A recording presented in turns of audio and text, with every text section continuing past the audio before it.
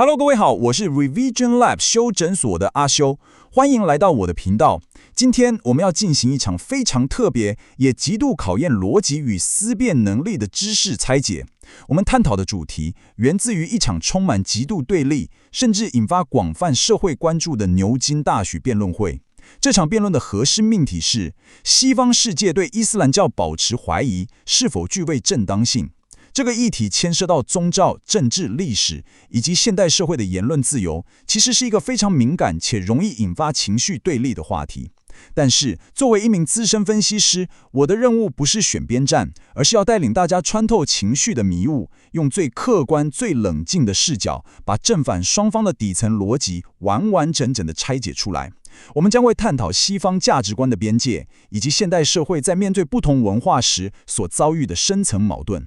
为了让大家清楚掌握整体的脉络，我们会透过5个阶段来进行拆解。第一，我们会厘清核心冲突；第二，分析正方论点；第三，聆听反方论点；第四，探讨言论自由的悖论；最后，超越冲突本身，总结出给我们的实务启发。好，我们直接进入第一阶段。第一阶段，核心冲突。我们要来看看这场被称为文明冲突的辩论背后到底隐藏着什么样的时代命题。任何一场伟大的辩论背后都隐藏着一个巨大的时代命题。正反双方在牛津大学的殿堂上激烈交锋，他们争夺的其实不仅仅是对单一宗教的诠释权，而是西方社会在冷战结束之后如何定义自身安全与文化边界的深层焦虑。提到这个核心冲突，我们就必须导入一个著名的政治学理论，也就是1993年由政治学家塞摩尔·杭廷顿所提出的文明冲突论。这个理论主张，在冷战结束之后，人类世界引发冲突的主要根源将不再是意识形态或是经济利益，而是人们的文化与宗教认同。过去30年间，西方政策其实深深受到了这个框架的影响。这场牛津辩论的命题本质上就是文明冲突论的缩影，对吧？正方认为西方与伊斯兰之间存在着根本性的文明摩擦，而反方则认为这种把伊斯兰视为文明敌人的预设本身就是一种极度危险且容易引发灾难的政治操作。理解了这个1993年的理论，我们就能明白，这不仅仅是一场关于宗教教义的讨论，更是一场关于全球地缘政治与西方政策走向的深度辩论。我们继续聊下去，进入第2阶段，正方论点。让我们来客观检视世俗民主与宗教体系之间究竟产生了什么样的摩擦。我们现在用绝对客观的分析态度来检视正方提出了哪些具体的论点。正方的核心主张非常明确，他们认为伊斯兰教并非只是一个单纯的私人心灵寄托，而是一套与西方世俗民主制度存在根本性冲突的体系。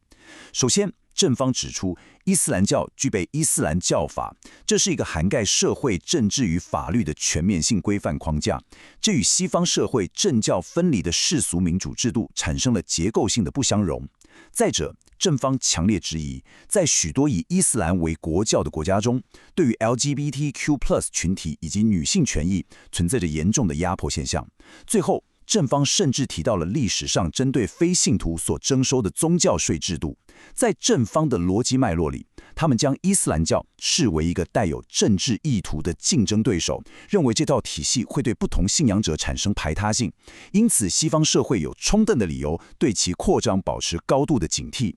为了支撑这个论点，正方在辩论中直接引用了伊斯兰教典籍中的内容。他们特别提出了《古兰经》第9章中被广泛称为剑之经文的段落。正方引述这段文字，字面上的意思是要求信徒在发现多神教徒时对其进行讨伐。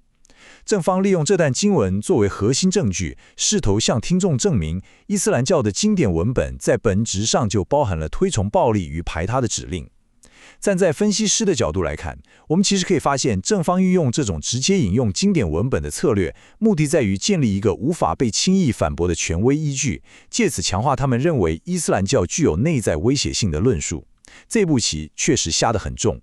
接下来这一点超级重要，正方除了引用古兰经，也提出了现代社会的客观民调数据来佐证他们的担忧。根据正方引用的调查数据显示，高达 78% 的英国穆斯林认为，任何出版物都不应该刊登伊斯兰先知穆罕默德的画像。正方利用这个高达78%的数据，精准地打击了西方社会最引以为傲的核心价值，也就是言论自由。正方的逻辑是，当一个庞大的群体在民主国家内部集体要求实施某种形式的审查，并拒绝接受西方社会对任何宗教都可以进行嘲讽与批评的自由时，这就构成了一个真实存在的文化威胁。对正方而言，这不是偏见，而是基于真实数据所产生的合理怀疑。第三阶段，反方论点。现在我们要完全翻转视角，看看反方是如何在逻辑上拆解这种对伊斯兰的集体定罪。反方的任务非常艰巨，他们必须在一个已经充满疑虑的社会氛围中，用更强大的逻辑与历史证据来证明正方的怀疑论其实是站不住脚的。反方在这里抛出了一个极具颠覆性的核心问题，真的非常值得我们思考。反方质问，当我们在评判伊斯兰教时，我们究竟是在审视一个系统性的意识形态威胁，还是仅仅因为少数最极端、最恶劣的犯罪分子，就将整个拥有10几亿人口的宗教定罪？反方坚定地认为，正方将少数极端分子的行为等同于整个宗教的本质。这种集体定罪的怀疑论，不仅严重曲解了伊斯兰教，更会对无辜的信徒造成巨大的实质伤害。这个提问非常精准地切中了正方逻辑中可能存在的过度推论。针对正方刚刚提出的见之经文，反方展现了极高水准的文本拆解能力。反方指出，正方的引用是完全去脉络化的。反方还原了《古兰经》的文本脉络，说明在正方引用的那段经文之前，明确记载着豁免任何遵守和平条约的人；而在该段经文之后，更指示穆斯林必须为任何提出要求的非信徒提供安全通行，并护送他们到安全的地方。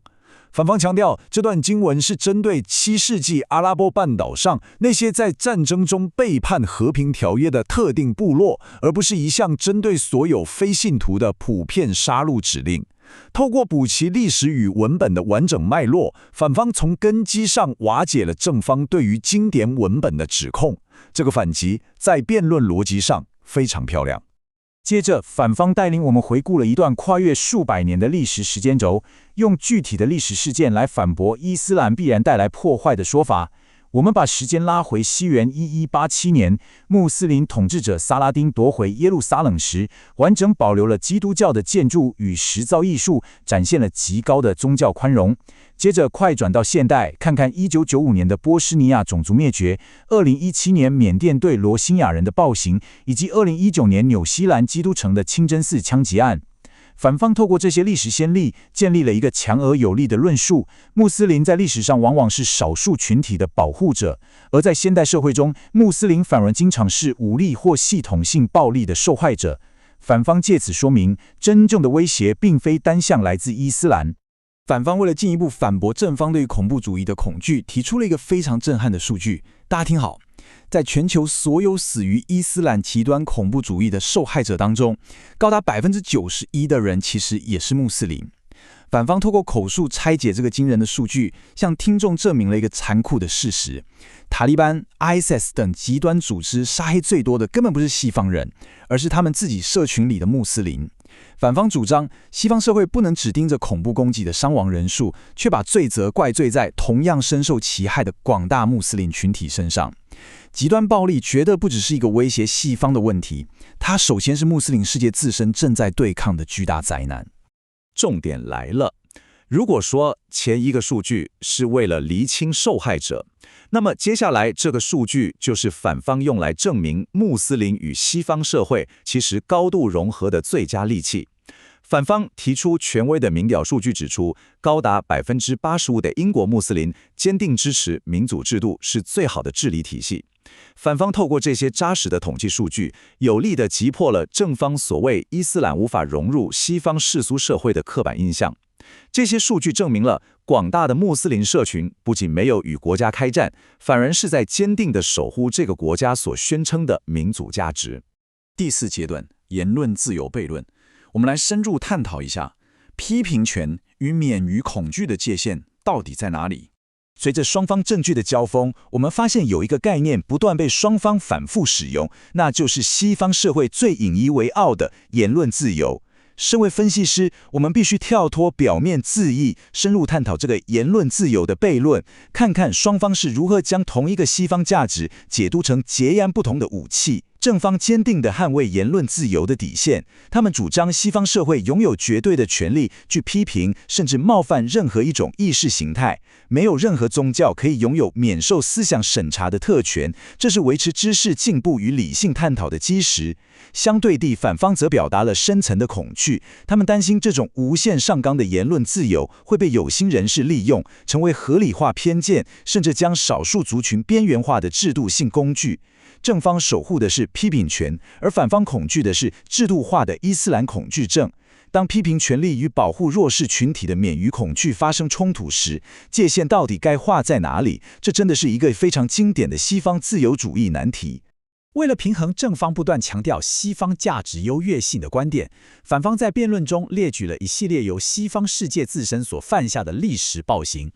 包含历史悠久的宗教裁判所对全球造成深远剥削的殖民主义、惨无人道的奴隶制度，以及近代美国历史上打压异己的麦卡锡主义。反方提出这些历史污点，并不是为了单纯的指责，而是为了点出一个关键的哲学观点：所谓的西方价值，从来就不是一个完美无瑕、已经定型的绝对标准。相反地，它是一个充满争议、经历无数错误与修正的未完成计划。因此，西方社会不应该以一种高高在上的完美姿态去审判或怀疑另一个同样复杂的文化传统。第5阶段，超越冲突，让我们用现代公民的视角来进行最后的批判性思考。经历了前面高强度的逻辑交锋，我要请大家跟我一起退一步，从一个资深分析师的巨观视角来看看这场辩论。在我看来，这场辩论揭示了现代社会正面临的一场严重的认同危机。我们最大的挑战在于，真正的批判性思考要求我们必须具备一种能力，也就是独立于我们自身的偏见与所属的政治阵营之外，去客观地评估各种论点。我们必须学会一件事，那就是将对某种意识形态的学术批评与对个人或全体的恶意迫害严格区分开来。如果我们因为害怕被贴上偏见的标签而放弃了对教义的理性讨论，或者我们因为对某些极端行为的恐惧而将整个全体妖魔化，这两种极端都会从内部侵蚀我们引以为傲的民主与自由。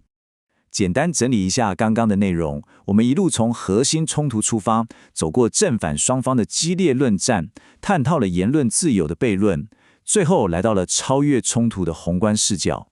最后总结今天的3大重点，也就是我们在面对极端两极化的媒体资讯时，可以采取的3个实用拆解步骤。第一步，客观检视文本证据。无论是哪一种经典或文献，我们都不能只看只字片语，必须探究其完整的上下文脉络。第二步，比对历史背景，将当前的冲突放入更宏观的历史时间轴来观察，避免用现代的标准去片面解读过去，也避免忽视历史的教训。第三步，避免用极端案例来概括全貌，绝不能因为少数的极端分子行为就对庞大的群体进行集体定罪。这3个步骤是我们保持理性思考的关键防线。解布的之后，我想留下一个深刻的问句让大家思考：如果一个社会最终失去了区分批评一种思想与迫害一个人的能力，那么这个社会还能称得上是自由的吗？总结一下今天的重点，在资讯两极化的时代，我们必须学会拆解情绪，